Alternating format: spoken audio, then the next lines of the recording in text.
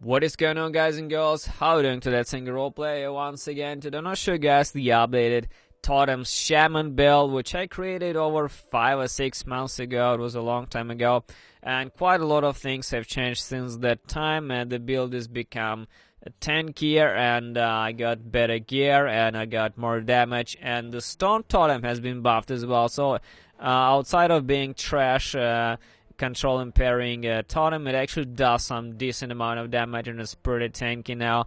So yeah, there's quite a few changes to the build, and previously it wasn't very okay, strong, powerful build, non-meta build, because no one really gave a damn about totems in general. People just use the spells like the avalanche, tornadoes and all that stuff, but the totems were not very popular, and I specifically wanted to concentrate on the totems to see just what they do, how much damage they do, and this build proved to be very reliable. One of my highest level characters. I was like 84 6 months ago. Now I pushed a little bit into 88 now with this character, so pretty decent, tanky, reliable, strong build. Let's take a look. Before we go further into the video, I would like to stop for a second and thank my Patreon supporters and Twitch subscribers. You guys are making a huge impact on my life and allow me to get going and continue creating content for all of you. Thank you so much. If you want to make it into the list and immortalize yourself on the internet, join Patreon to get sneak peeks and behind the scenes footage of my work. I'm always looking for feedback on my content, guys, in order to improve, so making sure you always leave comment, like or dislike. Your reaction is very important. And remember, you, yes you, are making a difference.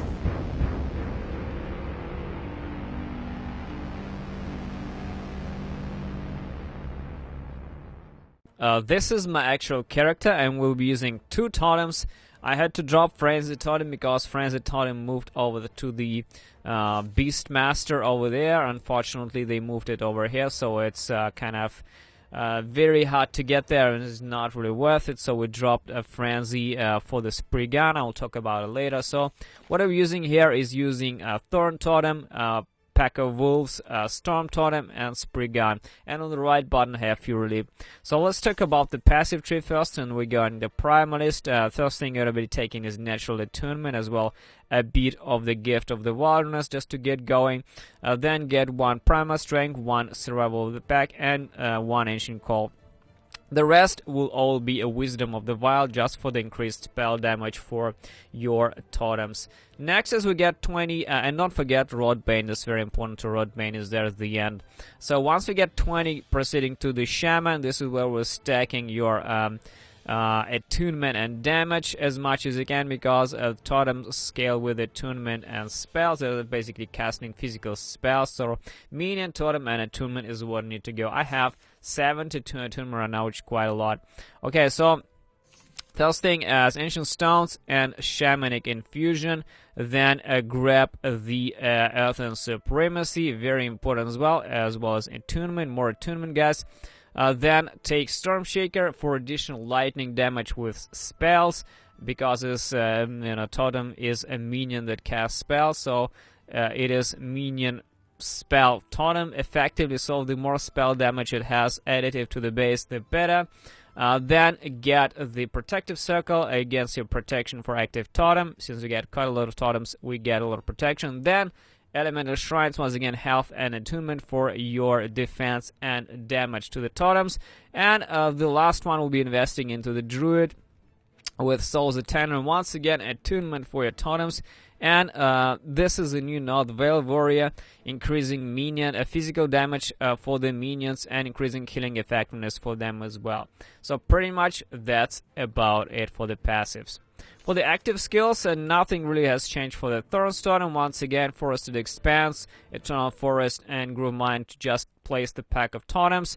Then Ancient Power, I just opted for the big juicy pack of highly damaged totems outside of weak, fast shooting, a lot of projectile totems. So I just want to place like a big pack which shoots instantly with strong damage. Then Thorns, Astral Winds, and 1 Winterwood. I wish it had more, but instead of this, I decided to just go for the more damage multiply, because, it's kind of strong, but I think that more damage is kind of more reliable, because, it has the base damage there, and if you just straightforwardly increase the more damage, I mean, it's pretty much the same as we get to this, so I think this is definitely very strong. So next is the Fury Leap, and this is just pure mobility and defense, as well as this important buff Warrior's Entrance. When you land and your minions gain 105 increased damage for 3 seconds, this is extremely powerful, as well as leaping wolves with you, as well as some stun chance, as well as some lightning strikes, which is pretty much shit, but anyway, doesn't matter. The third is the Storm Totem, and this is where the fun begins. So this is a very strong totem now. It does a shit ton of damage with absolutely insane AoE. First thing I'm going to be taking is a Blizzard and Icicles for the massive spell damage base, which is very important. I took 1 point of Frostbite to give a chance to reduce cold protections, as well as Direct Current for the massive base crit chance. This is very important as well. The other is basically Storm's Reach and Shock Fury to give your wolves a little bit of a base melee lightning damage also. This is the new thing. This is Spriggan, and this is like a healing tank, which provides free auras, Aura of Life for the more health, restoration, Aura of Loyalty with healing to minions, and Aura of Retribution for increased damage to your minions. This is all you need to get there, nothing else there. Alright. The wolf here is basically on the hunt with transitioning to the Savage Hunters and Legendary Bite. Just a lot of damage. Getting Pack Huntress, Earthborn, and Rise of the Wild. That's about it. Nothing else is important. This is kind of a... I gave 1 point to the Serrated Claws as well, but that's about it. For the wolves, it hasn't really changed since the last variation of the build. For the gear, guys, pretty much the same shit that I had originally, just to some upgrades here that I did. So as you can see, the Thorn Totem is kind of the main source of the damage, along with the Storm Totem. But Thorn Totem is a physical spell, physical spell minion. So basically what we're gonna do is we're gonna scale physical minion damage as well as minion damage as well as additive spell damage. Additive spell damage is mostly on the tree, but a minion physical damage we can get it on the gear, as well as the just basic mandatory minion damage. So what I'm going to do is just a one-hander with the minion physical damage as well as minion damage. It's also very important to try and craft some void protection, because void protection is very lacking in general. I had this weapon originally, and it's slightly less damage but slightly more void protection as well. The chest is a couple of options, which is Double Levanus Tool, which gives a bleed chance on hit to the enemies for your minions, as well as a decent amount of health. It's up to you. Like during leveling, you can use the Double Levanus Tool, and in the end game, you can try to craft something like this with over like 9 attunement that you can get as tier 4. You can get with more if you craft it. The shield is practically just minion health, some protections and health.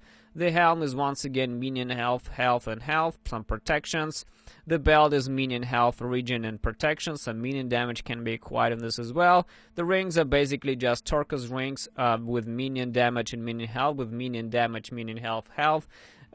Nothing spectacular here. The emblem is the relic is basically a physical minion damage, and health, protections as well. The gloves as attunement, minion fist damage, and health, and the boots are just minion health, minion regen, health, and movement speed, also for mobility. That's about it. For the amulet, there's actually a couple of cool options. I personally use Death Rattle because, you know, even though your minions become very squishy, but overall in the monoliths it doesn't matter. But in the arena it really boosts your damage, because it gives a shit ton of crit multiplier to your minions. As you can see here, the crit multiplier is dramatically increasing, and if you remove it, it goes like to double less, which is quite a lot, and the crit chance also increases, even though they do not crit that often. But with the base crit to the Storm Totem, it does quite considerable amount of damage, as well as the crit to the wolves and all that shit. Overall, it Zeds up, and this is very important. Your minions become very squishy with this amulet, and you can also switch it to the Fang. The only problem with the Fang that it gives you a 1 wolf, but it gives only melee physical damage for minions now, and since totems are not melee, they are spells, it does nothing for totems, so it's only for wolves, which are like the minimal damage in our build. That's why I dropped Fang and using Death Rattle for now, even though it's like more squishier option. So that's about it for the gear, guys, and there's also a bit of a different unique stuff you can get on this a build, like the terrace path. I will list all this in the build guide. So that's practically about it. For defenses, I just try to stack as much protection as possible, with void and necrotic being kind of the hardest to get. And overall, the build is about not getting hit, because you know you need to have your spree gun nearby all the time. He's a healing machine, he always recovers you. And basically just pop your totems, they keep casting shit, and then the shit dies. That's about it. Overall, I really enjoy the build. It allows you to have a very unique, cool kind of experience, and to reinvent some totem experience from Path of Exile as well, because it's like 100% totem build. You don't really do damage on your own, unlike the Beast Master or the Druid.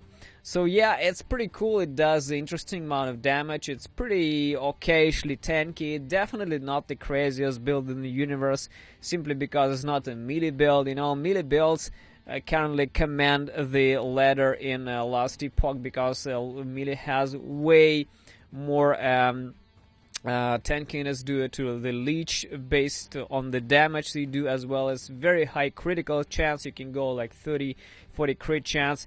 All the ranged characters kind of suck a little bit in terms of that, and probably they will be more balanced in the future, but for now this is what we have, and this is what we have to play. I like the build. It's pretty cool, pretty unique, non-meta variation of the build.